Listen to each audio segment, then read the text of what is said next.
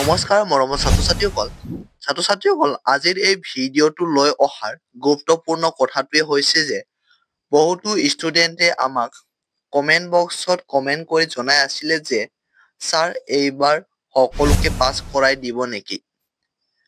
কেনেকৈ দিব আমি যদি বেলেগ বিষয়ত ফেল কৰোঁ তেনেতে পাছ কৰাই দিব নে নাই?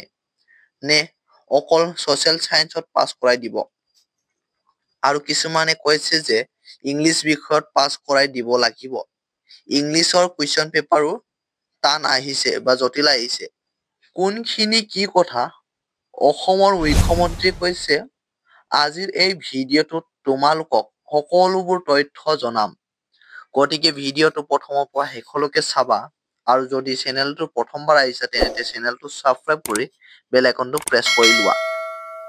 কাৰণ এনে ধৰণৰ জৰুৰী ইনফৰমেশ্যন আমি এই চেনেলটোত আপলোড কৰি থাকোঁ। অসমৰ মুখ্যমন্ত্ৰী ডক্টৰ হিমন্ত বিশ্ব শৰ্মাই এদিন আগত ফেচবুক লাইভত আহি কৈছে যে বহুতো ভাগিনসকলে কৈ আছে যে সমাজ বিজ্ঞান প্ৰশ্নকাকতখন বহু জটিল হৈছে। সেইখন প্ৰশ্নকাকতত আমাক পাছ কৰাই দিব লাগিব। কিছুমান ছাত্ৰ-ছাত্ৰীয়ে অসমৰ মুখ্যমন্ত্ৰী ডক্টৰ হিমন্ত বিশ্ব শৰ্মা ডাঙৰীয়াক কৈছে যে আমাক 10 মাৰ্ক লাগিব আৰু কিছুমানে কৈছে যে আমি ফেল কৰিম, আমাক পাছ কৰাই দিব লাগিব। আৰু এইটো নিউজ শুনি বহুতো ষ্টুডেণ্টে কৈছিল যে ইংলিছ বিষয়টো পাছ কৰাই দিব নেকি? নহয়, এইটো ভুল। দুইটা বিষয়ত এক্সট্ৰা মাৰ্ক দি পাছ কৰাই নিদিয়ে। অকল সমাজ বিজ্ঞান বিষয়তহে এক্সট্ৰা মাৰ্ক দি পাছ কৰাই দিব। কিন্তু যদি কোনোবাই ইংলিছ বিষয়ত 5-6 নম্বৰৰ কাৰণে ফেল কৰে তেনেতে চিন্তা কৰিব নালাগে, তোমালোকক গ্ৰেছ মাৰ্ক দি পাছ কৰাই দিব। কিন্তু যদি পাছ কৰিবলৈ 7-8 নম্বৰ লাগে তেনেতে কিন্তু গ্ৰেছ মাৰ্ক দি তোমালোকক পাছ কৰাই দিব নোৱাৰি। কাৰণ গ্ৰেছ মাৰ্কটো 5-6 নম্বৰহে দিয়ে, 7-8 নিদিয়ে, মনত ৰাখিবা।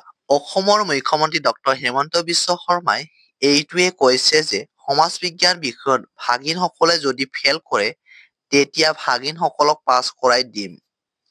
তোমালোকক এটা কথা কওঁ যে অসমৰ মুখ্যমন্ত্ৰী ডক্টৰ হিমন্ত বিশ্ব শৰ্মাই কৈছে যে সমাজ বিজ্ঞানত এক্সট্ৰা মাৰ্ক দিব বুলি ঘোষণা কৰিছে। কিন্তু ইংলিছ বিষয়ত এক্সট্ৰা মাৰ্ক দিম বুলি ঘোষণা কৰা হোৱা নাই।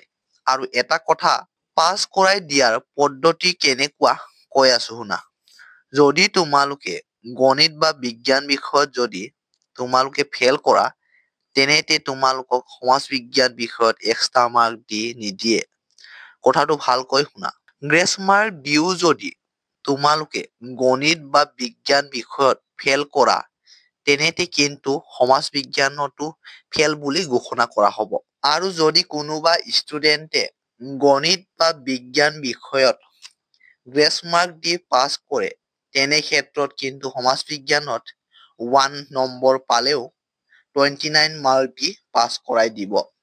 আৰু যদি কোনোবাই গণিত বা বিজ্ঞান বিষয়ত গ্ৰেছ মাৰ্ক দিও ফেল কৰে আৰু সমাজ বিজ্ঞান বিষয়ত 1 পায় তেনে ক্ষেত্ৰত কিন্তু তোমালোকেই কোৱাচোন সমাজ বিজ্ঞানত এক্সট্ৰা মাৰ্ক দি লাভ হ'বনে?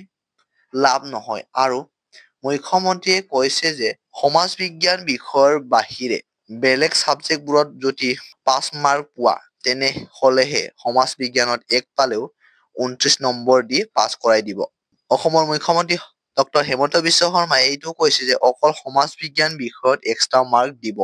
কাৰণ সমাজ বিজ্ঞান বিষয়ৰ প্ৰশ্নকাকতখন জটিল আহিছে। তোমালোকে ভালদৰে বুজি লোৱা যে সমাজ বিজ্ঞানৰ বিষয়ৰ বাহিৰে বাকী থকা বিষয়বোৰত যদিহে পাছ কৰা তেতিয়াহ'লেহে সমাজ বিজ্ঞান বিষয়ত 1 নম্বৰ পালেও 29 মাৰ্ক দি পাছ কৰাই দিব।